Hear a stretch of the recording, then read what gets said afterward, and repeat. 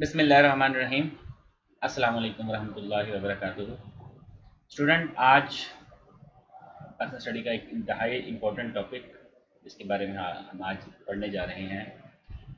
ये इतना इम्पोर्टेंट है कि इंडिया, पाकिस्तान, साउथ एशिया बल्कि दुनिया में बेशुमार लोग इस पर रिसर्च कर रहे हैं। इस पर थीसिस लिखी गई हैं, किताबें लिखी गई हैं, आर्टिकल लिखे गए हैं और मज़ीद लिखे जा रहे हैं और अभी मज़ीद लिखे जाएंगे। टॉपिक है जी Kashmir conflict.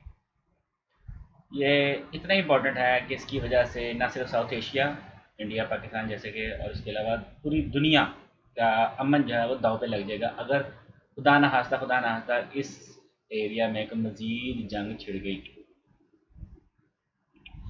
Board of contention इन दोनों मुल्कों के दरमियान, इंडिया पाकिस्तान के दरमियान में बोर्ड ऑफ कंटेंशन जो है उसमें से एक टॉपिक जो है ना वो है कश्मीर। आए हम इसकी ब्रीफ हिस्ट्री के बारे में जानते हैं। 7 दिहाइयों से ज़्यादा अरसा हो गया है दोनों मुल्कों में इस पे बात हो रही है, इस पे जंगें हो रही हैं, अपने अपने पॉइंट ऑफ व्यू के मुताबिक दोनों मुल्क जो है वो बातचीत कर रहे हैं। ठीक है, लेकिन हल की तरफ नहीं जा रहे हैं। क्या है उसकी भी इंशाल्लाह हम रीज़न अभी देखते हैं। अच्छा, कहा जाता है कि जी जब इंडिया पाकिस्तान में जब 3 जून 1947 का जब एग्रीमेंट जो है सामने आया, जब मनसूबा सामने आया था, तो उसमें 560 प्रिंसली स्टेट्स थी जिसमें उनको कहा गया था कि आप अपना ज्वाइन करें। आप कि आपने कहाँ जाना, आपने ये फैसला करना है कि आपने इंडिया को ज्वाइन करना है कि पाकिस्तान को। कहा यही जाता है, लेकिन एक्चुअली ऐसा था नहीं। ये इख्तियार सिर्फ उन स्टेट्स को दिया गया था जो कि साहिल समंदर पे थे या इंडिया पाकिस्तान के बॉर्डर के ऊपर मौजूद थे। बाकियों के पास इख्तियार नहीं था। ठीक है, तो अक्सर जो रियासतें थी उन्होंने अपने अपने जो डोमेन था उसके मुताबिक उन्होंने फैसला किया। कश्मीर का मसला कुछ इसके अलावा था, अभी हम इसके बारे में देखते हैं। लेकिन स्टूडेंट, ये इंडिया पाकिस्तान का मैप है। ऐसा मुमकिन नहीं था कि पाकिस्तान के इस हिस्से के अंदर कोई ऐसी रियासत होती, स्टेट होती, प्रिंसिपल स्टेट होती और वो कह देती कि हमने इंडिया से ज्वाइन करना है, या इंडिया के साथ के दरमियान में यहाँ पर कोई ऐसी स्टेट होती और वो कह देती हमने पाकिस्तान से ज्वाइन करना है। हालांकि यहाँ पर एक हैदराबाद की रियासत थी और जिस पर इंडिया ने बाद में कब्जा भी कर लिया था। ये मैक्सिमम ये इख्तियार इन रियासतों के पास था जो कि साहिल समंदर पर मौजूद थी, प्रिंसली स्टेट्स जो कि साहिल समंदरों पर मौजूद थी। ठीक है, या इंडिया पाकिस्तान के इस बॉर्डर पे पॉसिबल जो है ना पॉसिबल, इसके अलावा नहीं था। आपको पता है ये ईस्ट पाकिस्तान था और ये समंदर के जरिए वेस्ट पाकिस्तान के साथ कनेक्टेड था, ये दोनों आपस में कनेक्टेड थे। तो कश्मीर जो है वो इंडिया पाकिस्तान के बॉर्डर पे था ये इलाका, तो इसलिए ये यहाँ पर ये इशू आ गया। मजीद इसके बारे में आगे देखेंगे। बहुत बड़ा इशू है, रीजनल इशू भी है, ये एथनिसिटी इसमें इन्वॉल्व होगी है, रिलीजियस भी इन्वॉल्व है, रिलीजियस डाइवर्सिटी इसके अंदर मौजूद है। अब इसके बहुत ज़्यादा चीज़ें इसके अंदर ना इंक्लूड हो गई हुई हैं। कश्मीर में 4 बड़े डिस्ट्रिक्ट, एक कश्मीर जिसका कश्मीर वैली भी कहते हैं, ये मुसलमान मेजोरिटी का इलाका था। इसके अलावा एक इलाका है जी लेह और कारगिल, इसमें मुसलमान भी रहते हैं और बुद्धिस्ट भी रहते हैं। और फिर एक इलाका है जी जम्मू का, जम्मू जो है ना हिंदू अक्सरियत का इलाका है। आगे मैंने उन हवाला जात दिए मैं बुक्स के जहाँ से ये डेटा लिया गया है। अब हुआ ये कि जो टोटल पॉपुलेशन में से मेजोरिटी जो है वो मुसलमानों की थी, क्योंकि ये जो लद्दाख या लेह का जो इलाका है जहाँ पर हिंदू, या जम्मू का इलाका जहाँ पर हिंदू, और लद्दाख के इलाके में जहाँ पर बुद्धिस्ट ज़्यादा रहते हैं, इनकी तादाद पॉपुलेशन में कम थी, मुसलमान पॉपुलेशन में ज़्यादा थे। तो जब 47 में जब दो अलग अलग रियासतों का दोनों रियासतें मार्जर वजूद में आई, तो कश्मीर का राजा महाराजा हरि सिंह ने, इन्होंने जब फैसला किया, शुरू में तो वो चाहते थे कि ये इंडिपेंडेंस इनकी बरकरार है, लेकिन फिर उन्होंने जब हिंदुस्तान के साथ एनेक्स्ड का ऐलान किया तो ये अनएक्सेप्टेबल था जी पाकिस्तान के लिए। पाकिस्तान ये कबूल नहीं कर सकता था कि कश्मीर की आवाम जो है वो ये कहे कि हमने पाकिस्तान के साथ ज्वाइन करना है और कश्मीर का राजा जो है ना उसने इंडिया के साथ ये एग्रीमेंट करे, तो ये एक्सेप्टेबल नहीं था। स्टूडेंट, ये हमारे पास ना कश्मीर का मैप है, ये वो मैप है जो महाराजा हरि सिंह के पास जो कश्मीर की स्टेट थी, ये वो है। इसमें ये इलाका, ये जो आपको सब्ज इलाका नज़र आ रहा है, ये नीचे वाला इलाका आज़ाद कश्मीर का कहलाता है, और नीचे ऊपर जो इलाका है इसको गिलगित बल्तिस्तान कहते हैं। ये पाकिस्तान के पास मौजूद है। दुनिया इसके लिए जो वर्ड इस्तेमाल करती है वो ये है कि जी पाकिस्तान के ज़ेर इंतज़ाम कश्मीर, ये वर्ड इस इस्तेमाल होता है। अच्छा, ये जो इलाका जो आपको ब्लू कलर का नज़र आ रहा है, सियाचिन भी है, लद्दाख भी है, कश्मीर भी है, जम्मू भी है। ये इलाका इसको हम इंडियन ऑक्यूपाइड कश्मीर बोलते हैं, और दुनिया इसके लिए जो वर्ड इस्तेमाल करती है वो ये है कि जी भारत के ज़ेर इंतज़ाम कश्मीर। ये जो इलाका अक्साई चिन नज़र आ रहा है आपको, अक्साई चिन, ये इलाका चाइना के पास है। ये 62 की वॉर में जब चाइना ने एडवांसमेंट की थी और कश्मीर के इलाके में जो कब्जा किया था वो ये अक्साई चिन है। और इसी तरह यहाँ पर एक नाम आपको नज़र आ रहा है, shakes game valley. Shakes game valley, Hindustan ये क्लेम करता है कि जी ये इलाका पाकिस्तान ने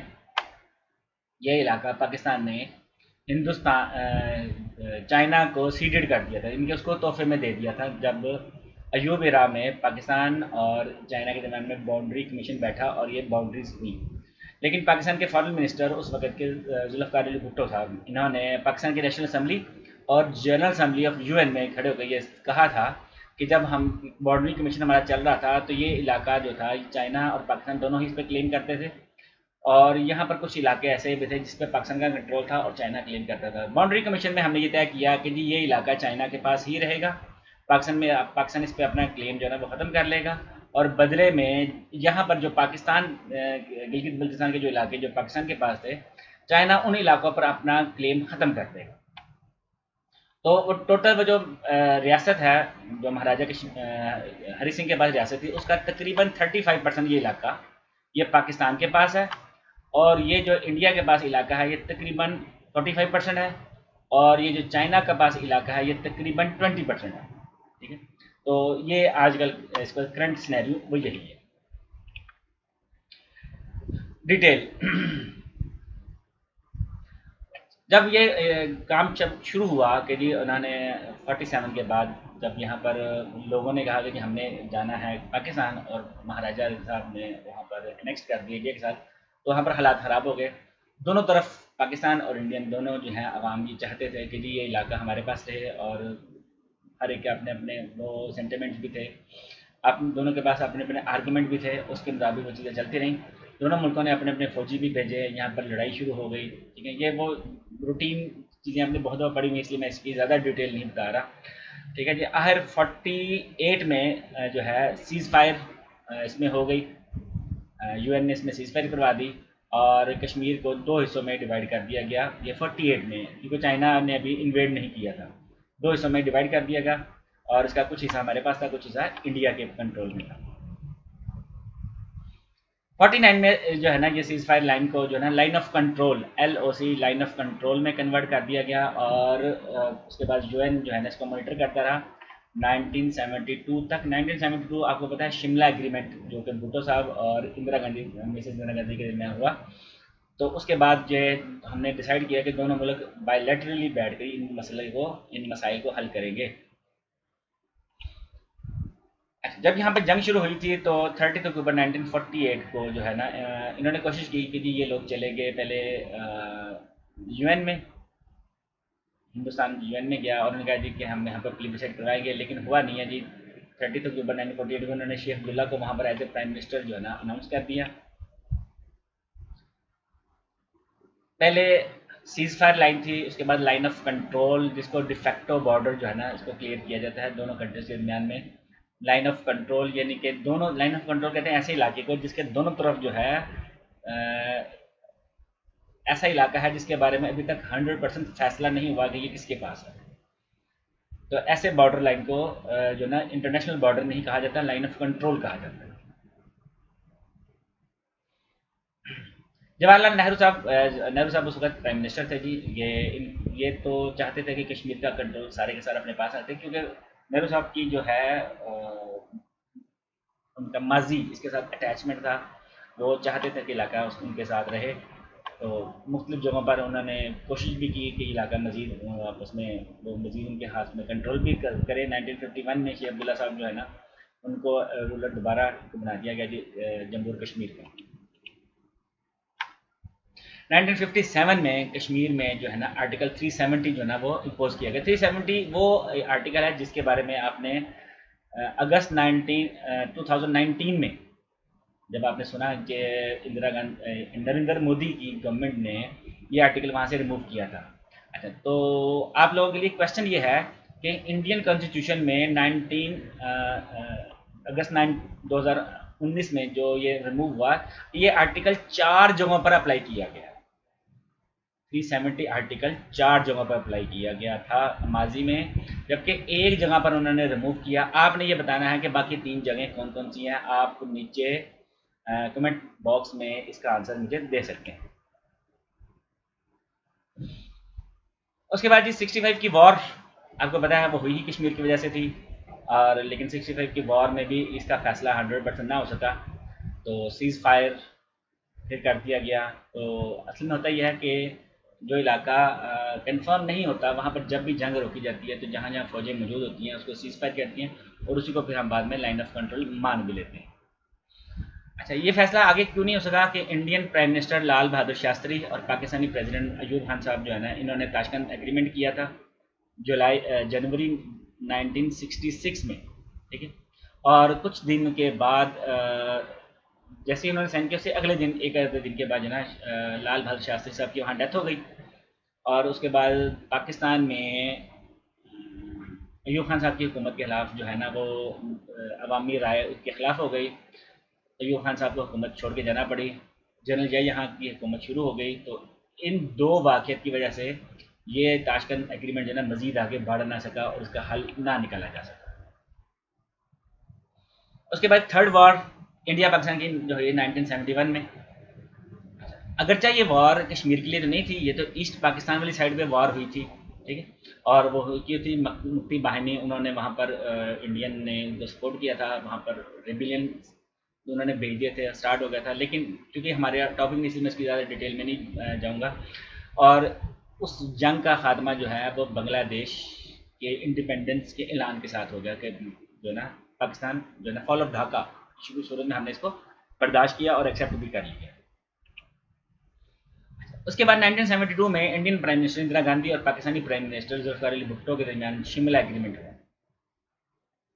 इस एग्रीमेंट में हमने ये डिसाइड किया कि ये दोनों मुल्क जो है तमाम जो इश्यूज हैं उनको बायलैटरली रिजॉल्व करेंगे, इंक्लूडिंग कश्मीर इशू भी पीसफुली हम इसको रिजॉल्व करेंगे। ये बात डिसाइड हो गई। अगरचे इससे पहले इंडिया कश्मीर का ये मसला यूएन में लेके गया था और वहाँ पर एग्री भी उसने किया था कि प्लेबिसाइड वो करवाएगा और होगा।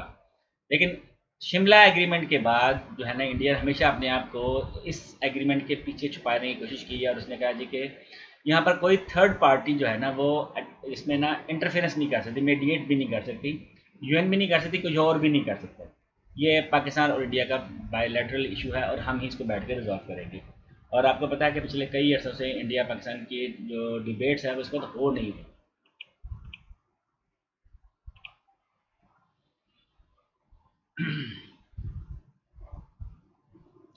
मुख्तलिफ जगहों पर पाकिस्तान और इंडिया के दरमियान में कुछ पोलिटिकल एफर्ट्स भी की गई कि हालात जो है नॉर्मलाइज हों, इंडिया की तरफ से भी हुए, पाकिस्तान की तरफ से भी हुए, ठीक है। अच्छा, लेकिन फिर इसके दरमियान जो है ना 1999 में कारगिल वॉर, कारगिल का एक इशू आ गया। कारगिल इशू जो है इसका इसकी वजह से जो डिप्लोमेसी जो हमारी कुछ ना कुछ काम चल रहा था, वो डिप्लोमेसी भी रुक गई, उसकी वो भी फ्लॉप हो गई, उसने भी आगे काम करना छोड़ दिया। और वहाँ पर एक महदूद इलाके से ना, लिमिटेड एरिया में एक वॉर शुरू हो गई। इसको कारगिल वॉर कहते हैं, लाइन ऑफ कंट्रोल कश्मीर के इलाके में, ठीक है। आगे बुक का नाम भी मैंने आपको बताया हुआ है। तो पाकिस्तान जो है उसकी हमदर्दियाँ तो ज़ाहिर है कश्मीरी फ्रीडम फाइटर के साथ ही। ये जंग इससे आगे ना बढ़ सकी, ठीक है ना। 1999 में ये लिमिटेड वॉर थी कि जब दुनिया का हम पे प्रेशर आया कि जी क्रॉस एलओसी के दोनों तरफ से कि जी ये जंग आगे ना बढ़ाई जाए, ठीक है। और गवर्नमेंट ऑफ इंडिया ने भी ये डिसाइड किया कि जी जो मिलिटेंसी हमारे यहाँ पर आई है, हम उसके बदले में एलओसी क्रॉस नहीं करेंगे। हालांकि दोनों में मुल्कों में एक बड़ा डिफरेंस ये था कि इंडिया इस वक्त अपनी एयरफोर्स को मैदान जंग में ले आया था, जबकि पाकिस्तान की तरफ से ये काम नहीं हुआ था।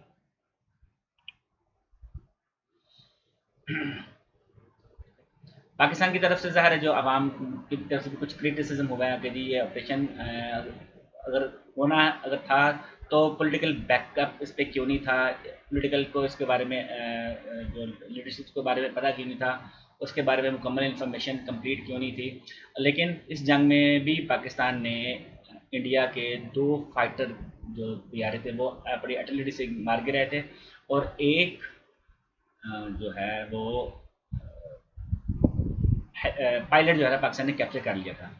तो स्टूडेंट आपके लिए दूसरा क्वेश्चन इसमें यह है कि वो जो पायलट जो पाकिस्तान ने कारगिल की वॉर में जो इंडियन पायलट पकड़ा था उसका नाम बताना आपने मुझे नीचे कमेंट्स में। अच्छा, ये इशू बाय फोर्स ख़त्म कर दिया गया कैसे कि जब यूएस प्रेसिडेंट बिल क्लिंटन ने मुलाकात की पाकिस्तानी प्राइम मिनिस्टर नवाज शरीफ से 4 जुलाई 1999 को, और उनको मजबूर किया कि जी आप अपनी ट्रूप्स को वापस बुलाएंगे इंडियन साइड से। ठीक है, नीचे आपको उसके हवाला मैंने दे दिया। इसके बाद फिर काफ़ी देर तक जो है ना ये कश्मीर इशू जो है ना वो सेकेंडरी लेवल पे चला गया। उसके बाद मुंबई अटैक्स हुए 2008 में। पाकिस्तान में पीपल्स पार्टी की गवर्नमेंट चल रही थी। उस वक्त पाकिस्तान के फॉरेन मिनिस्टर शाह महमूद कुरैशी साहब ये उसको पीपल्स पार्टी में थे, और ये इंडिया में ही मौजूद थे जब मुंबई अटैक्स हुए। इनको फौरन पर वापस बुला लिया गया। इंडिया ने मुंबई अटैक्स का इल्ज़ाम डायरेक्टली पाकिस्तान पर लगा दिया और कहा जी कि पाकिस्तान ने किए हैं। स्टूडेंट्स आपके लिए इसमें यहाँ पर एक है कि जी आपने अगर बुक है इसके बारे में, bedroll of India, bedroll of India, आप ये बुक पढ़ें। ये एक अमेरिकन ऑथर की रिसर्चर की लिखी हुई किताब है। तो उसने यहाँ पर विजिट करके वगैरह चीज़ें डिटेल से बताई हैं कि जी यहाँ पर मुंबई अटैक्स क्यों हुए। तो ये मैंने आपको बताया कि जी इंडिया ने वगैरह इल्ज़ाम लगाया, और इंडिया की रॉ की जो एजेंसी है उसने कहा कि जी सारा का सारा प्लान जो है ना वो पाकिस्तान की तरफ से है। कुछ हमारे यहाँ पर भी कुछ लोगों ने इस तरह की बातें की थी, लेकिन जो बुक का नाम मैंने आपको बताया है वो बुक पढ़ने वाली है, उसमें बहुत इंपॉर्टेंट इंफॉर्मेशन जो है ना वो लिखी हुई है। अच्छा, उसके बाद PMLN की गवर्नमेंट पाकिस्तान में स्टार्ट हो गई 2013 में। तो कश्मीर डिस्प्यूट जो है ना वो दोबारा कॉर्नर पे चला गया। हमारी फॉरेन पॉलिसी का एक मेन टॉपिक, मेन इशू जो है ना वो कश्मीर इशू है। तो यहाँ तक तो ठीक था कि उन्होंने कहा जी कि कश्मीर में वायलेंस नहीं होनी चाहिए, और इसमें डिबेट करके हमने एक बात करनी है। टेररिज्म कहीं से भी ना होनी चाहिए, ना पाकिस्तान की तरफ से भी ऐसी अटैम्प्ट पॉसिबल नहीं है, होनी नहीं चाहिए, ना हो सकती थी इंडिया की तरफ से नहीं। दोनों मुल्क अपने अपने जो है ना इलाकों में कंट्रोल करेंगे। आपको पता है यहाँ पर ऐसा नहीं है कि सिर्फ एक साइड से हो, दोनों साइडों से इस तरह के वाक़यात होते रहते हैं। अच्छा, पाकिस्तान गवर्नमेंट ने उस वक्त जो है ना इसको एनालाइज किया सिचुएशन को, और जमात दावा जिस पर क्लेम था कि जी ये लोग इन्वॉल्व हैं उनको बैन कर दिया गया। इनकी सीनियर लीडरशिप को अरेस्ट कर लिया गया। उसके बाद ऐसा हुआ कि जी इसके इस वाक़े की वजह से दोबारा दुनिया में जो है ये कश्मीर का इशू जो है ना दोबारा मंजरेआम पर आया। लेकिन अनफॉर्चुनेटली डिप्लोमेसी फिर उस तरह की नहीं हो सकी कि ये दोबारा इसको इंटरनेशनल तौर पर हम हाईलाइट कर सकते। 2018 में पाकिस्तान तहरीक इंसाफ की गवर्नमेंट आई। ये पार्टी फर्स्ट टाइम पाकिस्तान में हुकूमत में आई थी। तो इमरान खान साहब इसको लीड कर रहे थे। वैसे तो इस पार्टी के अक्सर लोग वही थे जो कि दूसरी जमातों में मौजूद थे, लेकिन एज ए ये पार्टी जो है खुद फर्स्ट टाइम पाकिस्तान की हुकूमत में आई थी। इमरान खान साहब उस वक्त जब प्राइम मिनिस्टर थे, इन्होंने ऑफ़र किया इंडिया को कि जी हम दोबारा डायलॉग करना शुरू करते हैं। ठीक है, ये आगे ये तमाम इशूज़ हम इंक्लूड करेंगे, बातचीत करेंगे, जिसमें स्पेशली कश्मीर के इशू के बारे में हमारी बातचीत होगी। शुरू में इंडियन ने तो इसको मान लिया, लेकिन कुछ अर्से के बाद जो है इंडिया ने इस पर इनकार कर दिया और पाकिस्तान पे इल्ज़ाम लगाया गया, जैसे कि रूटीन मैटर रहती थी पाकिस्तान जो है ना टेररिज्म करता है कश्मीर में, इसलिए हम पाकिस्तान के साथ बात नहीं करेंगे। अच्छा, सिक्योरिटी चैलेंजेस हैं, आज भी हैं कश्मीर की वजह से, पाकिस्तान में भी हैं, दुनिया में भी हैं। इसके क्या क्या चैलेंजेस हैं? नंबर एक, ये न्यूक्लियर रेस या आर्म रेस जो ना इसकी वजह चल रही है। वेपन्स, दोनों मुल्क बड़ी तेज़ी से वेपन बना रहे हैं, बहुत हैवी इनके डिफेंस बजट हैं।